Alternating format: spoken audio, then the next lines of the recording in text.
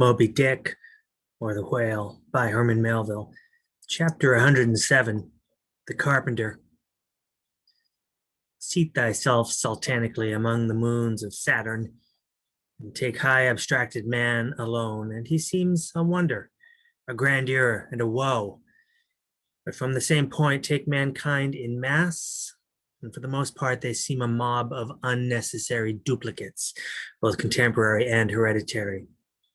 But most humble though he was, and far from furnishing an example of the high, humane abstraction, the Pequod's carpenter was no duplicate, hence he now comes in person on this stage. Like all seagoing ship carpenters, and more especially those belonging to whaling vessels, he was, to a certain offhanded, practical extent, alike experienced in numerous trades and callings collateral to his own. The carpenter's pursuit being the ancient and outbranching trunk of all those numerous handicrafts which more or less have to do with wood as an auxiliary material. But besides the application to him of the generic remark above, this carpenter of the Pequod was singularly efficient in those thousand nameless mechanical emergencies continually recurring in a large ship upon a 3 or 4 years voyage in uncivilized and far distant seas.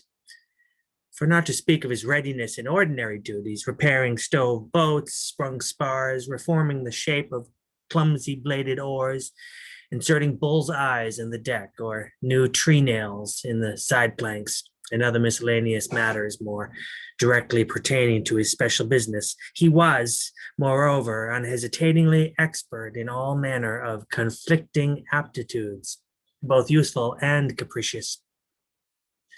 The one grand stage where he enacted all his various parts, so manifold, was his vice bench, a long, rude, ponderous table furnished with several vices of different sizes, and both of iron and of wood. At all times, except when whales were alongside, this bench was securely lashed athwartships against the rear of the try-works. A belaying pin is found too large to be easily inserted into its hole. The carpenter claps it into one of his ever-ready vices and straightway files it smaller. A lost land bird of strange plumage strays on board and is made a captive. Out of clean-shaved rods of right whale bone and crossbeams of sperm whale ivory, the carpenter makes a pagoda-looking cage for it.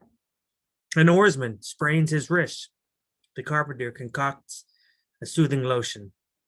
Stubb longed for vermilion stars to be painted upon the blade of his every oar. Screwing each oar in his big vise of wood, the carpenter symmetrically supplies the constellation. A sailor takes a fancy to wear shark bone earrings. The carpenter drills his ears. Another has the toothache. The carpenter out-pinchers, and clapping one hand upon his bench, bids him to be seated there. But the poor fellow unmanageably winces under the unconcluded operation, whirling round the handle of his wooden vice. The carpenter signs him to clap his jaw in that, if he would have him draw the tooth. Thus the carpenter was prepared at all points, and alike indifferent and without respect in all. Teeth he accounted bits of ivory, heads he deemed but top blocks. Men themselves he lightly held for capstans. But while now upon so wide a field, thus variously accomplished, and with such liveliness of expertness in him too, all this would seem to argue some uncommon vivacity of intelligence.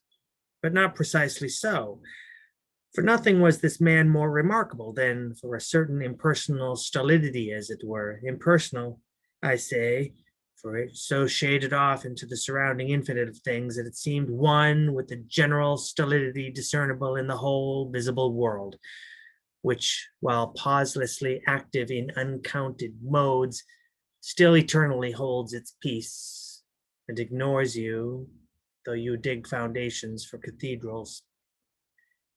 Yet was this half-horrible stolidity in him, involving too, as it appeared, an all-ramifying heartlessness, yet was it oddly dashed at times with an old crutch-like antediluvian wheezing humorousness, not unstreaked now and then with a certain grizzled wittiness, such as might have served to pass the time during the midnight watch of the bearded forecastle of Noah's Ark.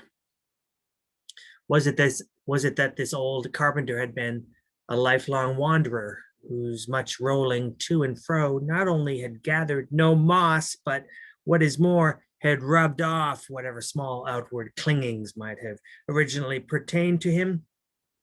He was a stripped abstract, an unfractioned integral, uncompromised as a newborn babe, living without premeditated reference to this world or the next.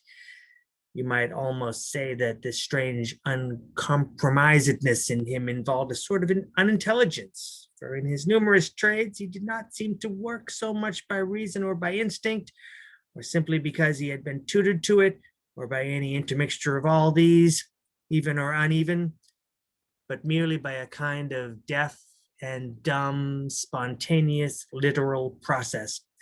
He was a pure manipulator. His brain, if you ever had one, must have early oozed along into the muscles of his fingers.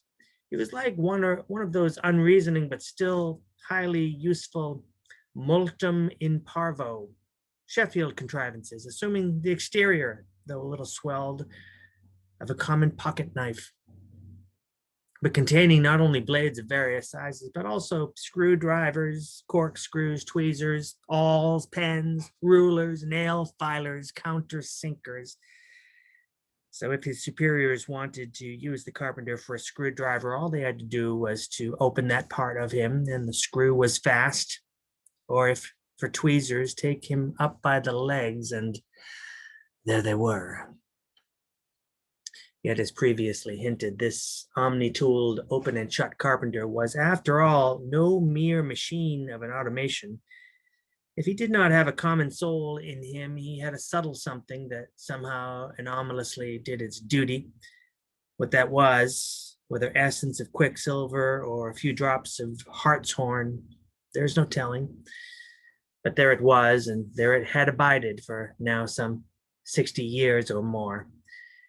And this it was, the same unaccountable, cunning life principle in him. This it was that kept him a great part of the time soliloquizing, but only like an unreasoning wheel, which also hummingly soliloquizes, or rather his body was a sentry box, and this soliloquizer on guard there, and talking all the time to keep himself awake.